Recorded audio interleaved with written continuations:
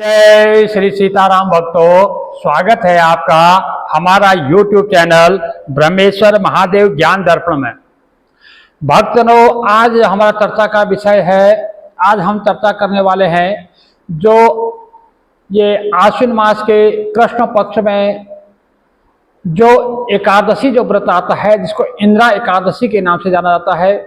ये एकादशी का व्रत कब रहने वाला है, इसका महात्म्य क्या है, ये पितृपक्ष में ये एकादशी पड़ रही है तो इसका व्रत कैसे किया जाएगा, इसमें कुछ हमें क्या खास करना चाहिए। क्योंकि वैसे तो हर महीने की 2 एकादशियां होती हैं, साल में जो है 24 एकादशी होती है और मलमास के लगा कर 26 एकादशी हो जाती है। परंतु हर एकादशी का अपना अपने आप में अलग ही महत्व होता है, उसका महात्म्य अलग होता है, उसकी कथा अलग होती है और उसके करने का जो उसके जो फल जो है वो अलग होते हैं। तो जो ये आश्विन मास के कृष्ण पक्ष में जो एकादशी तिथि आती है, जिसका व्रत कैसे किया जाएगा, इसके बारे में हम विस्तार से बताने वाले हैं और इसका पालना कब होगा वो भी हम बताएंगे। और यदि आप हमारे इस चैनल पर नए हैं, अभी तक आपने हमारे इस चैनल को सब्सक्राइब नहीं किया तो सब्सक्राइब कर लीजिएगा। वीडियो आपको अच्छी लगे तो लाइक कीजिए, ज़्यादा से ज़्यादा लोगों को शेयर कीजिएगा। भक्तों, जैसे कि हमारे सनातन धर्म में जो है एकादशी जो व्रत होता है, इसको व्रतों का राजा कहा गया है। यानी कि ये जो है हमारे सारे धर्म की रीढ़ है। सारे जो पूजा पाठ जो व्रत इत्यादि हैं, जब एकादशी का व्रत कर लिया तो समझ लो आपने सारे व्रत कर लिए। तो एकादशी का व्रत का जो महात्म्य है वो बहुत बड़ा है। तो इस प्रकार से जो है हर बार जो है एकादशी का जो व्रत होता है, ये एकादशी का जो प्रादुर्भाव है वो स्वयं भगवान श्री हरि विष्णु के अंश से इसका प्रादुर्भाव है। इसलिए एकादशी का जो व्रत करने का मतलब है भगवान श्री हरि नारायण का ही पूजन होता है और उन्हीं का जो है पूजन का जो फल मिलता है वही फल जो है एकादशी व्रत का फल मिलता है। भक्तों, ये जो आश्विन मास के कृष्ण पक्ष में जो एकादशी आती है, ये पितृपक्ष में इस टाइम जो श्राद्ध पक्ष चल रहे होते हैं, तो इसलिए इसका महत्व इसमें बहुत ज्यादा हो जाता है। तो इसमें क्या है कि जैसे श्राद्ध, तो हम श्राद्ध पक्ष में श्राद्ध कर्म इत्यादि करते ही हैं। तो इसमें क्या है कि जो लोग व्रत करते हैं, यदि संकल्प पूर्वक संकल्प करके इस व्रत के महत्व को जो अपने पितरों को अर्पण कर देते हैं, तो उनके पितृ जो है किसी तरह से, चाहे किसी प्रकार से कोई अपने जाने अनजाने किसी कारण से जो है उनको जो है वो स्वर्ग की प्राप्ति नहीं हुई, मोक्ष की प्राप्ति नहीं हुई है, तो उनको मोक्ष की प्राप्ति हो जाती है। क्योंकि जो इसकी कथा आती है कि जो महेश्वतीपुरी के जो राजा थे, उनको जो है नारद मुनि यही उपदेश देते हैं कि यदि वो इस एकादशी के व्रत को, जो इंद्रा एकादशी आती है, इसका व्रत करके इसके महात्म्य को जो है, इसके पुण्यों को जो है अपने पितरों को अर्पण कर देते हैं, तो उनके पितृ जो है, जो किसी व्रत के जो है अधूरा रह जाने से, यानी कि व्रत के पूरा नहीं होने के कारण जिनको मोक्ष की प्राप्ति नहीं हुई है, जो यमलोक में विराजमान है, तो यदि वो इसका पुण्य उनको दे देते हैं तो उनके जो पूर्वज हैं वो जो है मोक्ष को प्राप्त हो जाएंगे। ऐसा जो है नारद जी महेश्वतीपुरी के जो राजा है उनको उपदेश देते हैं। तो राजा जो है अपने कुटुंब सहित इस व्रत को करते हैं और इसका पुण्य जो है उनको देते हैं। तो उनके पितृ जो है पुष्प वर्षाओं के साथ, ढोल नगाड़ों के साथ जो है वैकुंठ धाम को जाते हैं। तो कहने का तात्पर्य यह है कि इस जो एकादशी जो आती है, ये श्राद्ध पक्ष में, इसका महात्म्य अपने आप में बहुत बड़ा होता है। इसमें यदि मनुष्य जो है इसका व्रत करे और व्रत करके जो है इसका फल जो है अपना संकल्प सहित अपने पूर्वजों को अर्पित कर दे, तो उनके जो पूर्वज जो है वो जो है सीधा वैकुंठ धाम को जाते हैं, इसमें कोई संशय नहीं है।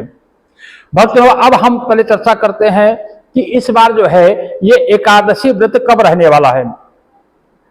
भक्तों, जो एकादशी तिथि का जो प्रादुर्भाव है, जो एकादशी तिथि का जो प्रारंभ काल है, वो जो है 16 और 17 सितंबर 16 और 17 सितंबर की मध्य रात्रि में जो है 12:23 पे जो है एकादशी तिथि प्रारंभ हो रही है। 16 और 17 सितंबर की मध्य रात्रि में जो है एकादशी तिथि रात को 12:23 पे जो है एकादशी तिथि प्रारंभ हो रही है और 17 सितंबर की रात्रि को जो है 11:40 पे जो है एकादशी तिथि समाप्त हो रही है। तो इस प्रकार से 17 सितंबर बुधवार 2025 को जो है एकादशी का व्रत किया जाएगा। जो इंद्रा एकादशी का जो व्रत है वो 17 सितंबर 2025 बुधवार को किया जाएगा। भक्तों 17 सितंबर हमारे लिए वैसे भी खास दिन होता है। इस दिन क्या होता है कि विश्वकर्मा पूजन का दिन होता है। 17 सितंबर को बड़े धूमधाम से जो है विश्वकर्मा का पूजन किया जाता है। और इसी दिन जो है जो आश्विन संक्रांति जो आएगी वो भी इसी दिन आएगी। जो तुला संक्रांति जो है, माफ कीजिएगा, जो कन्या संक्रांति जो है वो कन्या संक्रांति भी जो है इसी दिन आएगी, 17 सितंबर को ही आएगी। तो ये 17 सितंबर का दिन जो है खास है। तो इस दिन जो है व्रत करके आप जो है अपने पूर्वजों के निमित्त अपना जो है उनको अर्पण करके आप जो है आपका भी चहुमुखी विकास होगा और आपके पूर्वजों का भी उद्धार होगा। भक्तों, अब जैसे व्रत के नियम हैं, जैसे हम पहले भी बताते आए हैं, क्योंकि जो एकादशी के जो व्रत होता है उसके नियम जो है दशमी के दिन से शुरू हो जाते हैं। इसका नियम इस प्रकार से है, दशमी के दिन जो है सूर्य ब्रह्म जो प्रातः काल ब्रह्म मुहूर्त में मन उठे और उठ करके सबसे पहले स्नानादि से निवृत्त हो, फिर वो जो संकल्प करे कि जो है मैं एकादशी के व्रत के निमित्त जो है मैं आज जो है सात्विक और अपना जो है ब्रह्मचार्य का पालन करूंगा, सात्विक आहार लूंगा। इस प्रकार से जो है अपनी दिनचर्या का पालन करिए। तो सवेरे जैसे ब्रह्म मुहूर्त में सवेरे स्नान किया, अपने देवी देवता का पूजन किया, संकल्प किया। उसके बाद जो है जब मध्याह्न काल आए तो उसके बाद जो है दोपहर में फिर उसके बाद स्नान करें। स्नान करने के पश्चात जो है अपने पितरों के निमित्त जो है काले तिल और चावल लेकर के तर्पण करे और श्राद्ध कर्म इत्यादि करे और उसके बाद जो है एक समय भोजन करे, यानी कि शाम को सूर्य अस्त होने से पहले ही जो है भोजन कर ले। भोजन करने के पश्चात रात्रि में भूमि में शयन करे, पूरी तरह से जो है अपना संयमित रहे और भगवान श्री हरि विष्णु का ध्यान करते हुए जो है ब्रह्मचर्य का पालन करे। और अगले दिन जो है यानी एकादशी के दिन जो सुबह प्रातः काल ब्रह्म मुहूर्त में उठे, ब्रह्म मुहूर्त में उठ करके स्नानादि से निवृत्त होकर के जो स्नानादि से निवृत्त हो गए, उससे निवृत्त होकर के सबसे पहले जो है भगवान सूर्यदेव को अर्घ्य दे। तो जो 17 सितंबर को इस बार जो है सवेरे ब्रह्म मुहूर्त का जो समय रहेगा वो सवेरे 4:42 से लेकर के 5:30 बजे तक का जो समय रहेगा वो ब्रह्म मुहूर्त का समय रहेगा। उसके बीच में आप स्नानादि से निवृत्त हो सकते हैं और पूजा पाठ कर सकते हैं। तो भगवान सूर्यदेव को अर्घ्य दीजिए, धरती को नमस्कार कीजिए, सूर्य को नमस्कार कीजिए, अपने घर में जो भी बड़े बुजुर्ग हैं उन सबको नमस्कार कीजिए।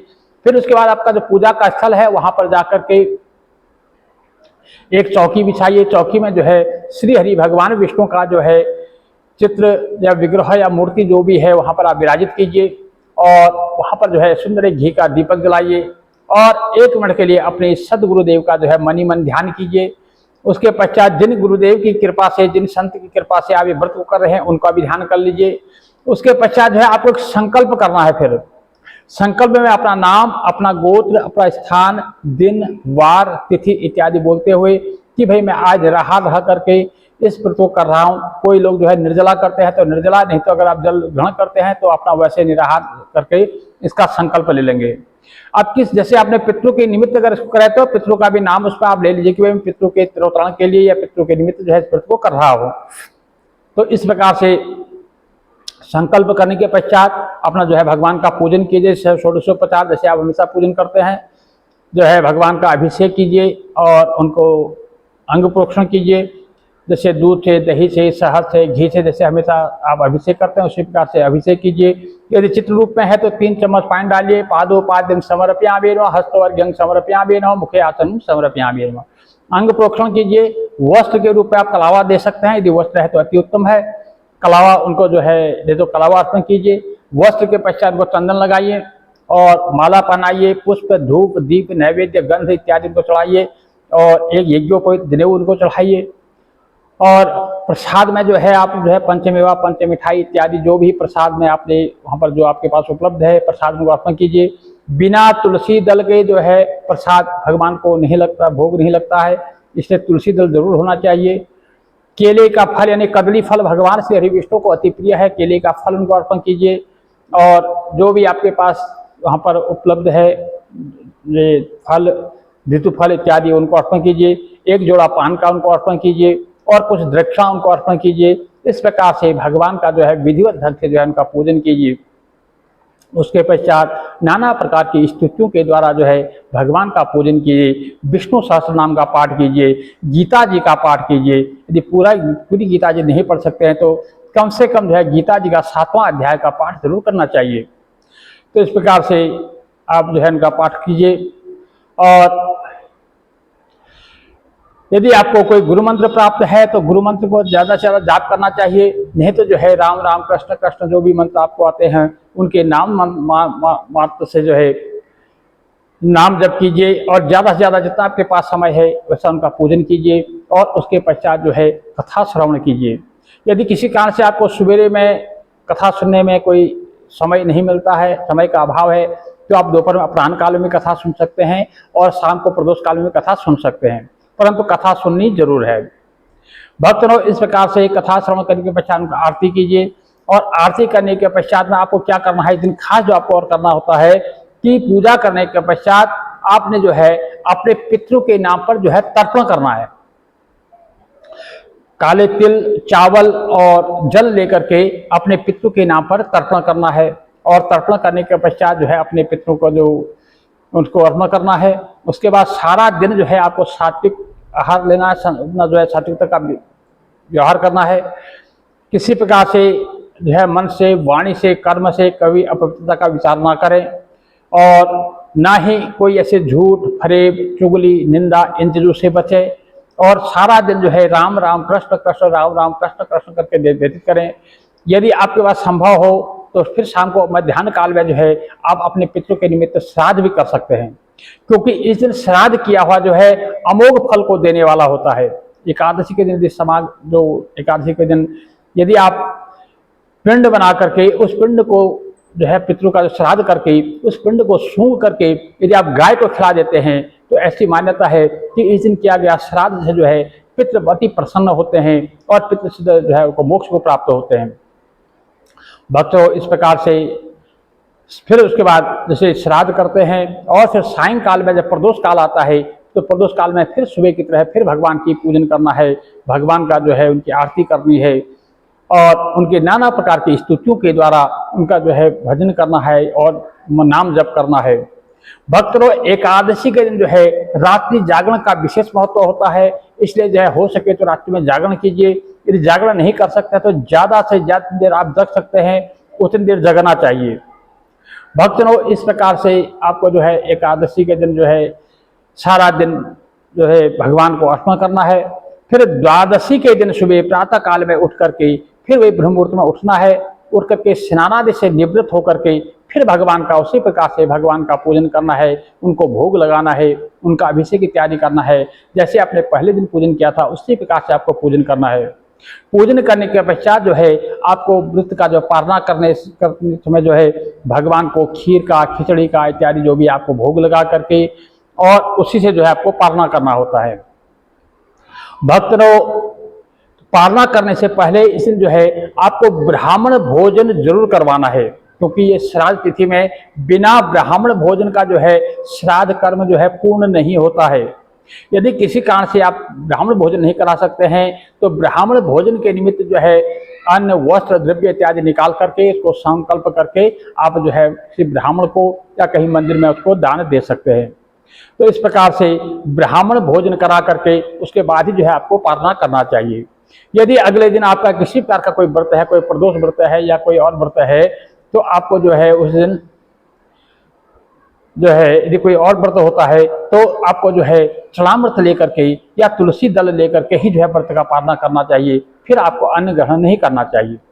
भक्तों, इस प्रकार से जो इंदिरा एकादशी का जो महात्म्य है इसका बहुत बड़ा महात्म्य है। और इस महात्म्य को सुनने मात्र से ही जो है मनुष्य जो है के घर में सुख समृद्धि आती है और उसके पितरों का जो है उद्धार होता है। भक्तों, इसलिए जो इंदिरा एकादशी का जो व्रत होता है ये अपने आप में खास होता है, इसलिए इसको जो है हर सनातनी को इसका व्रत जरूर करना चाहिए। भक्तों, इस प्रकार से यदि आप हमारे इस चैनल पर नए हैं, अभी तक आपने हमारे चैनल को सब्सक्राइब नहीं किया, सब्सक्राइब कर लीजिएगा। वीडियो आपको अच्छी लगे तो लाइक कीजिए, ज़्यादा से ज़्यादा लोगों तक शेयर कीजिएगा। जय जय श्री सीताराम। भक्तों,